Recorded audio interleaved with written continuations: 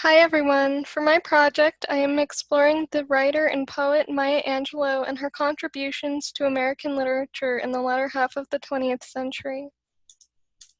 So in general overview, I'll start with her life influences, starting with the divorce of her parents, which forced her and her brother to move from California to Stamps, Arkansas to live with their grandmother, Annie Henderson.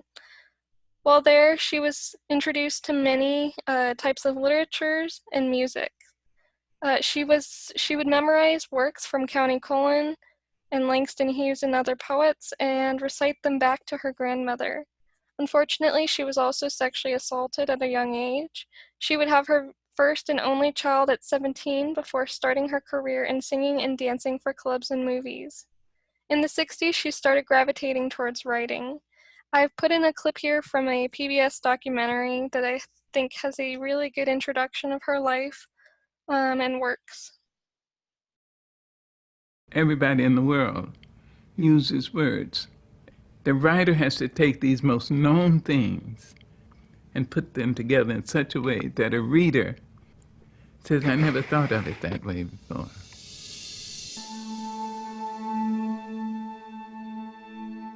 My mother's boyfriend raped me.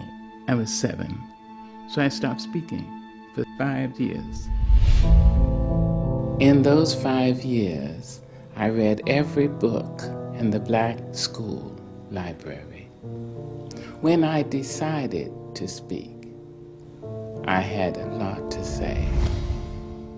Maya was a dancer. She sang, she was an actress. I mean, she was a beautiful Giacometti sculpture. Of course, she was a writer. When I reached for the pen to write, I have to scrape it across those scars. Maya was responsible for teaching me why I should know more about my roots, but I remember her being very angry. Very angry. My mother taught me a love of justice, a love of doing what's right. I know why the cage bird sings. It was a very important literary feat. Cage Bird was really almost another Bible for me. It was the opening for me to wanting to be a writer. It was the first time I read something that resonated. It touched a very young, girlish part of me. It reflected my own mother's life. When I read it, I couldn't believe that she was free enough to talk about them. I read those words and thought, somebody knows who I am. She was big, and she had the voice of God. Out of the huts of history's shame, I rise. Up from a past rooted in pain, I rise. I'm a black ocean leaping and wide, welling and swelling. I bear in the tide, bringing the gifts that my ancestors gave. I am the hope and the dream of the slave, and so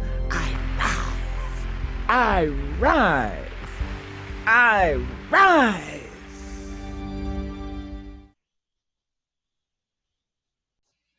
She was a founder of the Black Arts Movement. This movement was a collective of artists seeking to change political and social issues dealing with race and classism. They coincided with the civil rights and Black Power movements and often had themes of Black empowerment, equal rights, liberation from slavery and oppression, and inequities in wealth. This was the first time we see Black female writers being widely published. They contributed their collective issues by openly embracing their sexuality and criticizing the traditional roles of women across America. Historically, why is this so significant? It's significant because Black women have been one of the most disadvantaged and marginalized groups in America. Stemming all the way back from slavery, Black women were subject to mass amounts of sexual violence, and this hypersexualization of their bodies had not completely diminished within the American culture. They were repeatedly excluded or neglected by progressivist movements like the Seneca Falls Convention of 1848 and the passing of the 19th Amendment, and even some of second-wave feminism by white women. Postmodern feminist movements also arguably have issues with intersectionality. they were also subject to the same patriarchal values of domesticity other women were facing. So this is why Black women are considered to be at the crossroads of discrimination. So we're going to look at some of the works of Maya Angelou. I read her collection And Still I Rise from 1978, and we're going to look at 4 poems from it. The very first poem in And Still I Rise is A Kind of Love Some Say. It is about domestic violence that is falsely depicted as love. We see this through paradoxical language, like a lover's fist, and even the notion that sadists do not realize this kind of love is more hurtful than most anything else. I think the line, hate often is confused, is possibly the most important message in this poem, and it actually seems to be a message that reappears throughout this collection. Where hate is an uncertainty, love is absolute.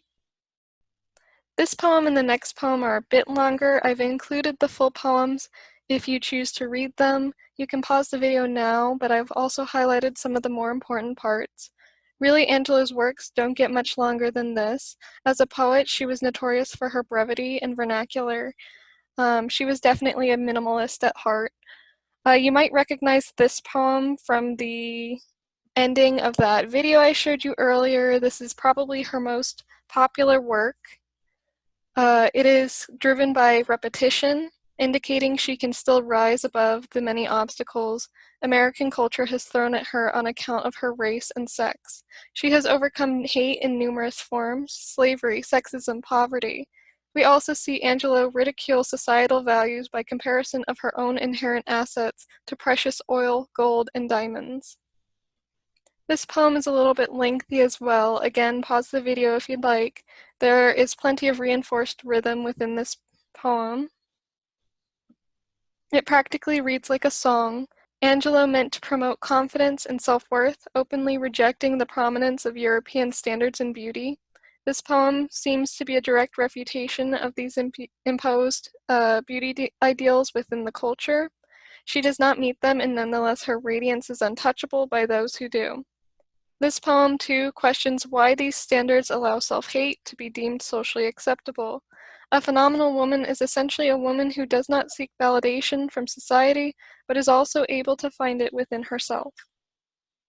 By contrast, the lesson is far more severe in topic. It reflects on the passing of life and oncoming death. She contrasts gruesome aging with the vitality of youth. Her words are very grim and grotesque, but she also leaves the readers with a note of endurance. She is very resolved to live her life, despite the hardships and obstacles and shortcomings she has observed over her lifetime. Thank you guys. This is the end of my presentation. Here's my graphics cited page, works cited.